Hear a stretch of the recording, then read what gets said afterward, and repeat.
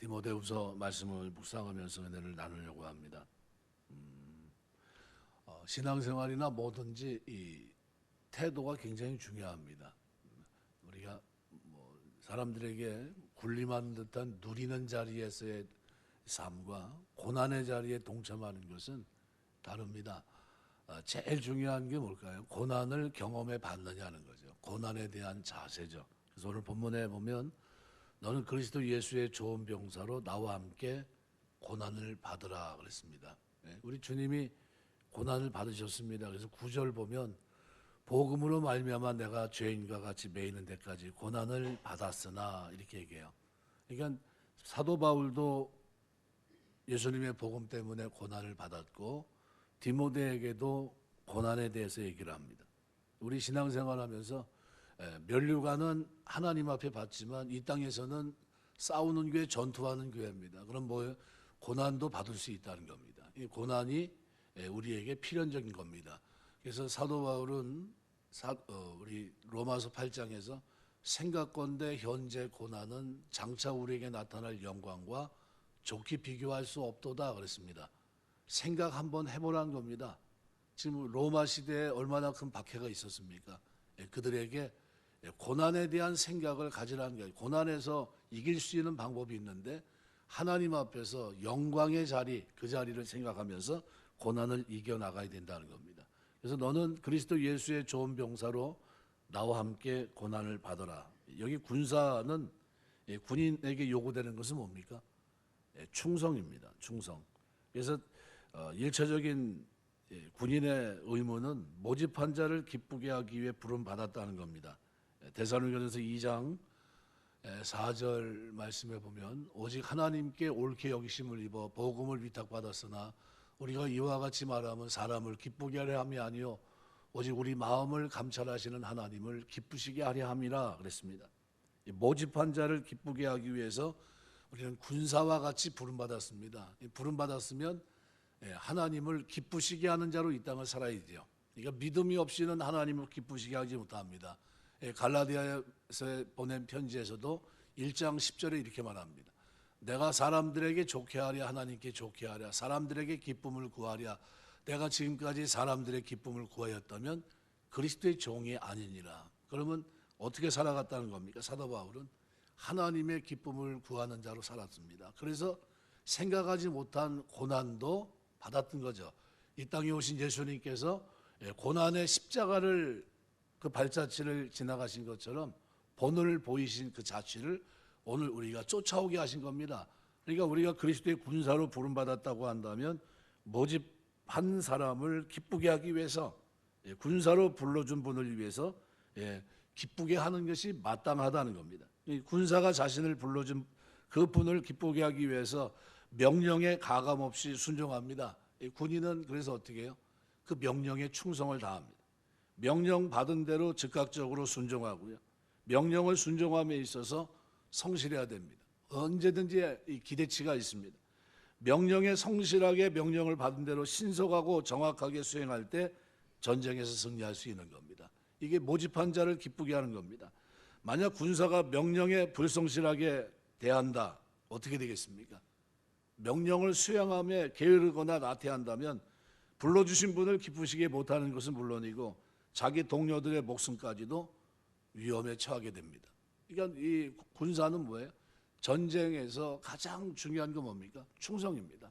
명령 앞에 충성하고 고난에 대한 자세도 이건 반드시 어떻게 부르신 분에 대한 분명한 입장을 가지고 살아야 됩니다. 우리 그리스도인에게도 군사와 같이 명령에 충실한 성실한 자세가 우리에게 요구됩니다.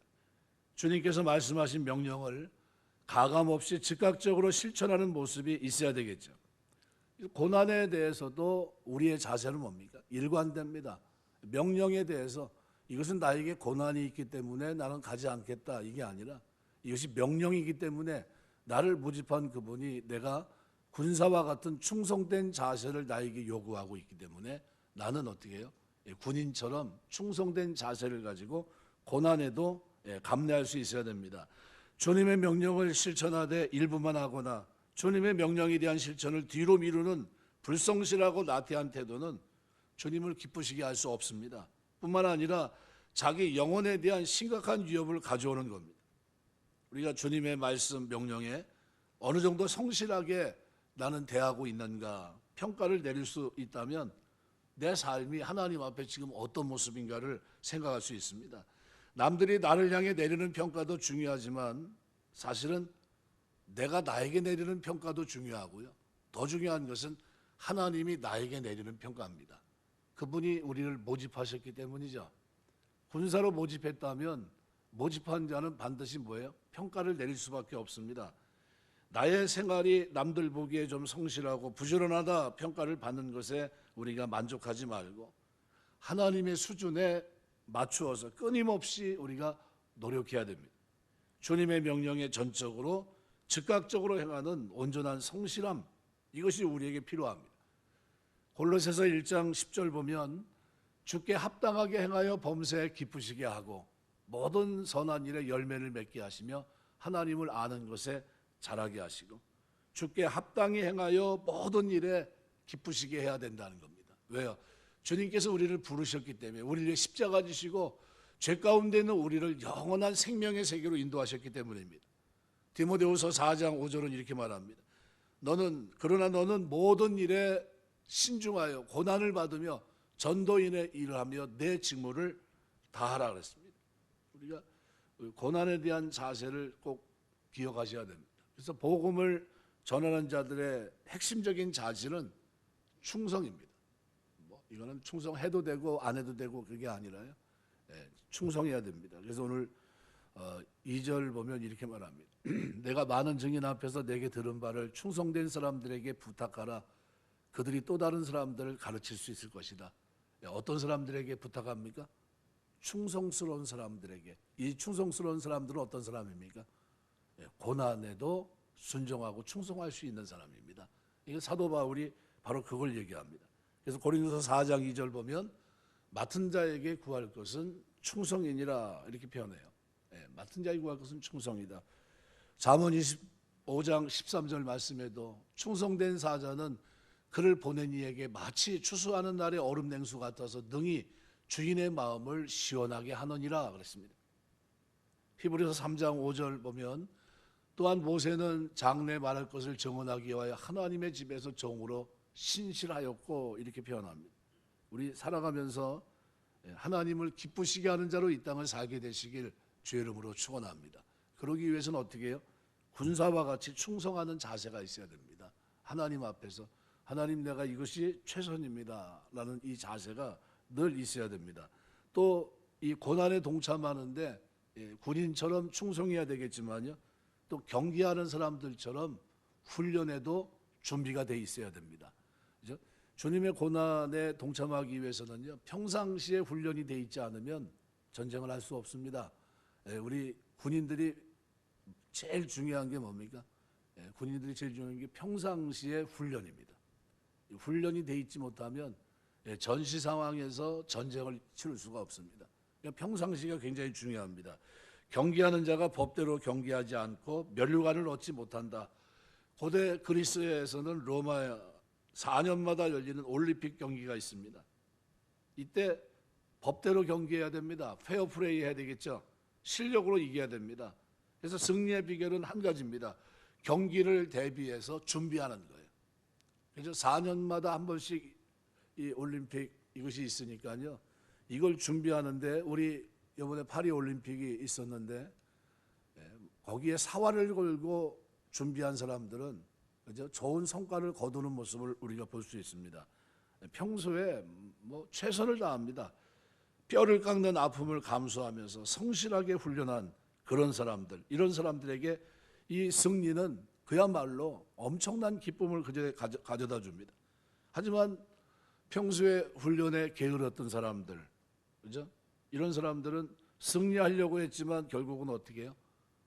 정상적으로는 안 되니까 결국은 법을 어기는 좀 페어플레이를 하지 못하고 또 눈살을 찌푸리게 하는 이런 모습을 또 보일 수가 있습니다. 성도들도 마찬가지예요. 평상시에 영적으로 성실하게 잘 준비하는 삶을 살아야 된다는 겁니다. 경기하는 자가 이제 면류관을 쓰기 위해서 준비가 된 것처럼 고난에 어느 순간 내가 고난을 맞닥뜨리게 되었을 때 그 고난 속에서 하나님을 기쁘시게 하는 자로 믿음을 지키며 산다. 어떤 사람이 그렇게 살 수 있습니까? 준비된 사람이겠죠. 늘 하나님 앞에 경건하게 거룩하게 살아간 사람들. 우리 평상시가 굉장히 중요합니다.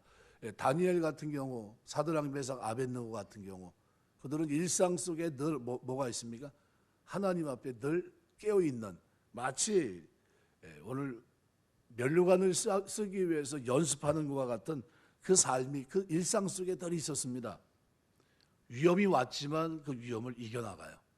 그 속에서 하나님을 기쁘시게 하는 자가 되었고요. 그 속에서 승리합니다.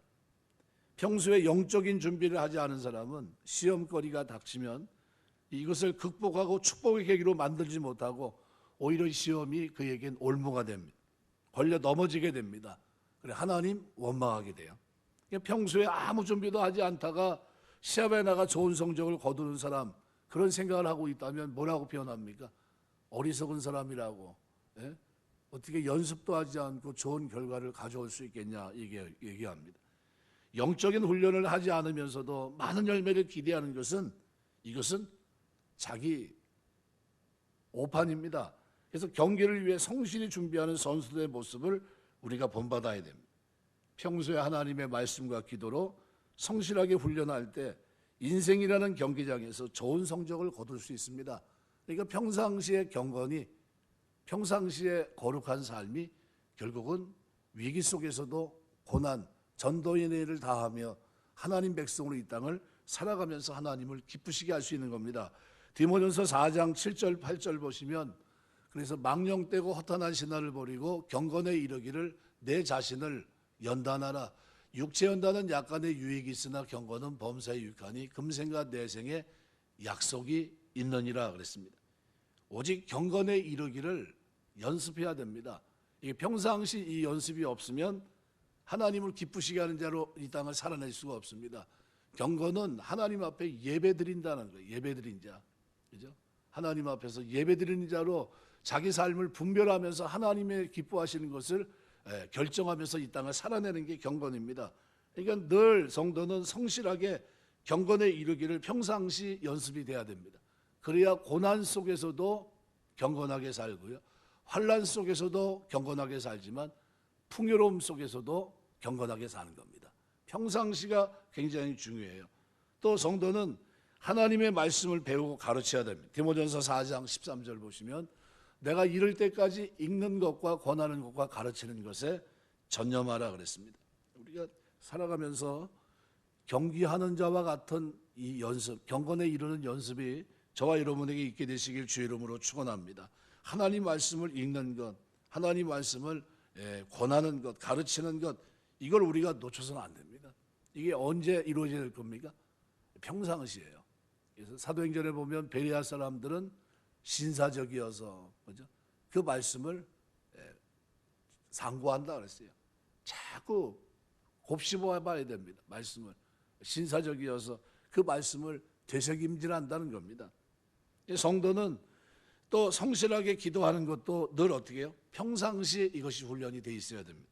예배서 6장 18절 보면 모든 기도와 간구를 하되 항상 성령 안에 기도하고 이를 위해 깨어 구하기를 항상 힘쓰며 여러 성도를 위해서 구하라 그랬습니다. 여러분의 기도의 영역이 넓어지게 되시길 주의 이름으로 축원합니다. 우리 신앙생활하면서 이게 뭐로 됩니까? 훈련으로 되는 거예요. 이건 뭡니까? 고난이에요. 나를 위해 기도하고 가족을 위해 기도하는 것은 마땅히 해야 될 겁니다.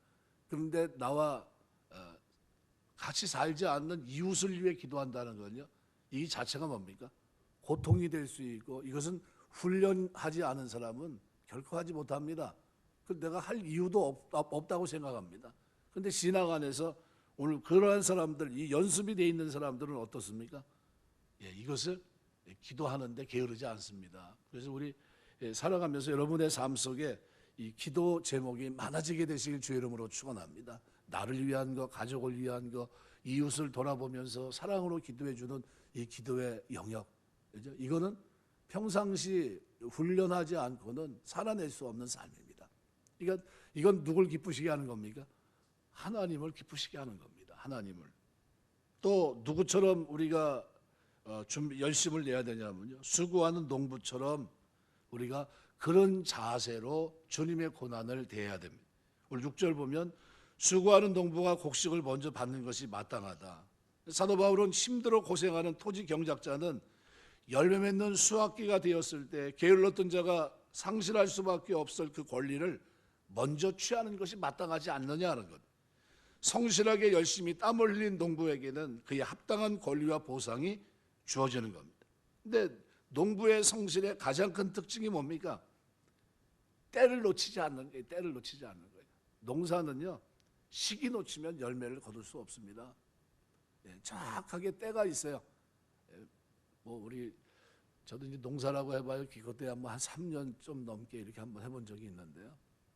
배추 심는데 약간 기간을 놓쳤어요. 한 일주일 정도 놓쳤는데, 그래가지고 그래도 괜찮겠지 하고서 일주일 정도야 괜찮겠지 했는데 크질 않더라고요. 크질.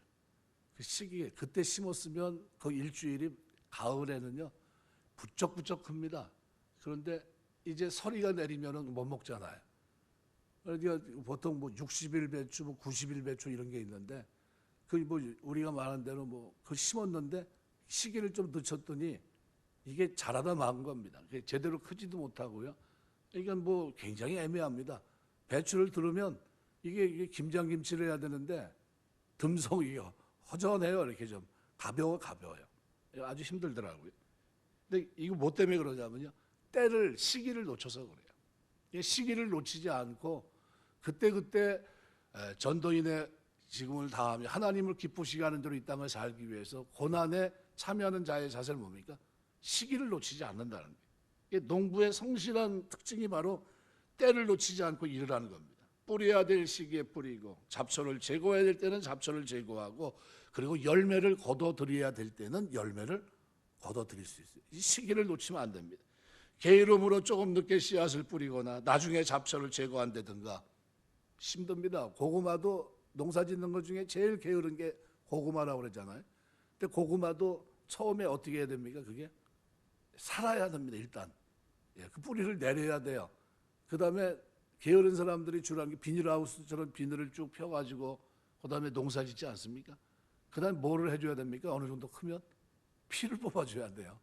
안 그러면 고구마가 제대로 크질 못합니다. 알이 없어요. 그렇습니다.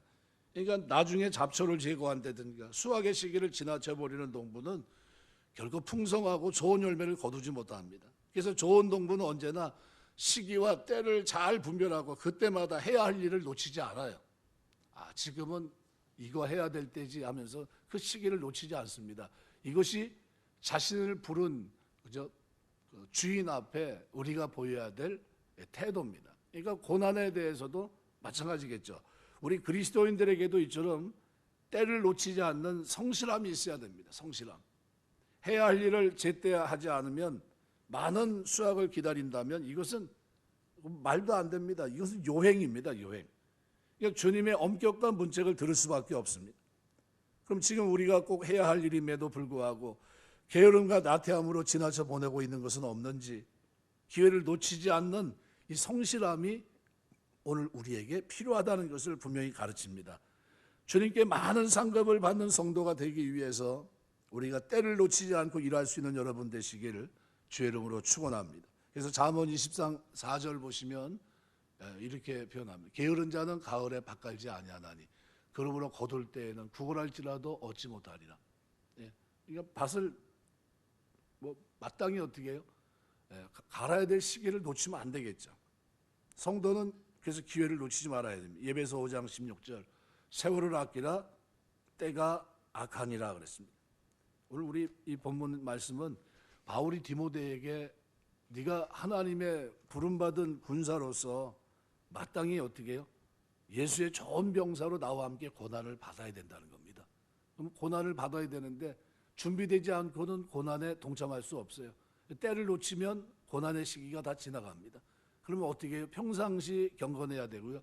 군사처럼 충성해야 되고요. 그리고 시기를 놓치지 않는 그런 모습 속에서 어떻게 해요? 고난에 대한 일체 자세를 가지고 대할 수 있어야 됩니다. 이게 경건한 삶은 그래서 한 번에 되는 것이 아니라 시간이 걸리지만 이렇게 충성스러운 태도, 또 오늘 우리가 군사와 같이 충성해야 되겠지만요, 경기하는 사람들처럼 훈련도 해야 되고 수고하는 농부처럼 열심을 가지고 때를 놓치지 않는 이런 모습이 우리 그리스도인들에게 있어야 된다는 겁니다. 말씀을 맺겠습니다. 금요 철야기도 때 자꾸 오래 하니까 안 되겠어요. 짧게 이제 하면서 간단하게 하면서 여러분이 기도하고 돌아갈 수 있도록 이렇게 하겠습니다. 우리 신앙생활 하면서 여러분이 꼭 기억하셔야 됩니다. 하나님이 나를 부르셨다는 거예요. 부르시고 의롭다 하시며 영화롭게 하셨느니라. 부르셔서 우리가 하나님의 군사로 부름 받았다면 이제는 모집한 자를 기쁘시게 해드리는 게 맞죠. 그러면 우리에게 어떤 자세가 필요합니까? 군사로 모집된 자는 군사처럼 충성할 수 있어야 됩니다. 최선을 다해 충성해야 되고요. 경기하는 자들이 훈련에 임해 면류관을 쓰려고 그저 평상시의 삶에 최선을 다한 훈련이 있습니다. 말씀과 기도로 경건한 삶으로 하나님 앞에 그렇게 살아갈 때 하나님을 기쁘시게 하는 자가 되고요. 또 수고하는 농부처럼 시기를 놓치지 않고 하나님 앞에 최선을 다해서 어떻게 심을 때 심고 그 시기를 놓치지 않고요. 정확한 시기에 우리가 수고를 해야 됩니다. 최선을 다해 열심을 보여야 됩니다. 그래서 수고하는 농부가 그래서 곡식을 먼저 받는 것이 맞다는 거예요. 그럼 무슨 얘기입니까? 이렇게 충성하고 이렇게 훈련을 하고 이렇게 열심히 하면서 하나님을 기쁘시게 한 사람들이 면류관을 쓰고 열매를 거두고 그리고 칭찬받는 것이 마땅하다는 겁니다. 그럼 뭐에 대한 겁니까? 성실한 삶의 태도가 그만큼 중요하다는 겁니다. 예수 믿는 사람들은 그래서 그들의 삶에서 늘 누굴 생각하셔야 됩니까? 예수님이 나를 부르셨다는 거예요. 그분을 기쁘시게 하기 위해서 내가 이 땅을 살아가는 동안 이 성실한 자세를 가지고 우리가 이 땅을 살아내길 원하신다는 겁니다. 여러분의 삶이 하나님을 기쁘시게 하는 자 되시길 주의 이름으로 축원합니다. 히브리 11장에 기록되어 있는 믿음이 없이는 하나님을 기쁘시게 하지 못한다 그랬어요. 하나님께 나아가는 자는 반드시 그가 계신 것과 그가 또한 자기를 찾는 이들에게 상 주시는 이심을 믿어야 할지니라. 우리 신앙생활하면서 뭐가 있어야 되냐면요, 내가 이렇게 고난에 동참하고 이렇게 최선을 다해 열심을 내고 이렇게 수고를 하면 하나님이 언젠가 주님 앞에 서는 그날 나에게 면류관을 씌워주실 것이다. 이 믿음이 우리에게 있어야 됩니다. 상 주심을 바라보는 거예요. 그래서 히브리 11장은 다 뭘 바라봅니까? 상 주심을 바라보기 때문에 그 이 땅에서의 모든 삶에 뭐에 동참한 겁니까? 주님의 고난에 동참했던 사람들입니다. 세상에서 핍박하는 그 핍박에도 개의치 않고 묵묵히 믿음으로 우리를 모집한 하나님 앞에 어떻게 기쁘시게 하는 자로 이 땅을 살아냈던 충성스러운 일꾼들이고요, 경건한 일꾼들이었고요, 최선을 다해 때를 놓치지 않고 수고했던 일꾼들이었습니다. 그렇다고 한다면 오늘 우리도 마찬가지죠. 살아가면서 하나님을 기쁘시게 하는 자라고 하는 이 부름 앞에 여러분의 삶이 충성된 정인으로 이 땅을 살 수 있는 귀한 종들이 다 되시기를 주의 이름으로 축원합니다. 기도하겠습니다.